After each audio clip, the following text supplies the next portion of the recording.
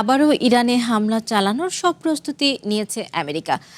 শুক্রবার এই বিষয়ে জাতীয় নিরাপত্তা কর্মকর্তাদের সাথে বৈঠক করেছেন প্রেসিডেন্ট ডোনাল্ড ট্রাম্প।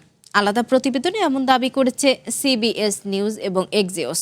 তাদের দাবি, হামলার সম্ভাবনা থাকলেও এখনও এই বিষয়ে চূড়ান্ত সিদ্ধান্ত নেননি ট্রাম্প। ইরানে আবারও হামলার প্রস্তুতি নিচ্ছে আমেরিকা।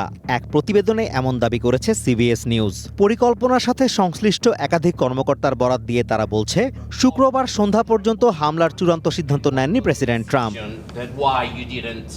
এদিকে এদিনই সামাজিক মাধ্যম ট্রুথ সোশ্যালে এক পোস্টে ট্রাম্প লেখেন, বিশেষ পরিস্থিতির কারণে তিনি এই সপ্তাহান্তে নিজ ছেলের বিয়ের অনুষ্ঠানে অংশ নেবেন না। এর কারণ হিসেবে দেশ ও দেশের মানুষের জন্য ভালোবাসার কথা উল্লেখ করেছেন ট্রাম্প। শুধু প্রেসিডেন্ট নন, সিবিএস বলছে আমেরিকার সামরিক বাহিনী ও গোয়েন্দা কর্মকর্তাদের অনেকেই মেমোরিয়াল ডের ছুটি বাতিল করেছেন। একদম তোর মায়ের রান্না। তোর মা কোথায়? সেভুরি বিরিয়ানি মশলা, কিছু স্বাদ স্মৃতিকে ফিরিয়ে আনে।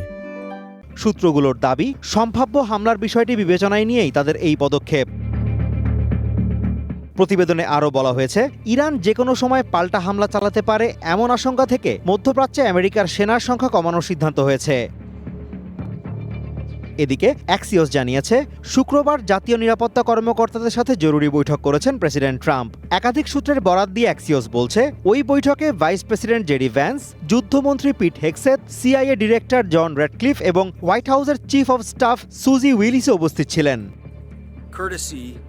ট্রাম্পের ঘনিষ্ঠ দুই কর্মকর্তার নাম গোপন রাখার শর্তে অ্যাক্সিওসকে জানিয়েছেন, ইরানের সাথে আলোচনা ঘিরে গত কয়েকদিন ধরে প্রচণ্ড হতাশ হয়ে পড়েছেন প্রেসিডেন্ট ট্রাম্প। অন্য একটি সূত্র বলছে, শক্তিশালী চূড়ান্ত আঘাতের পর ইরানের বিরুদ্ধে জয় পাওয়ার ঘোষণা দিতে পারেন ট্রাম্প।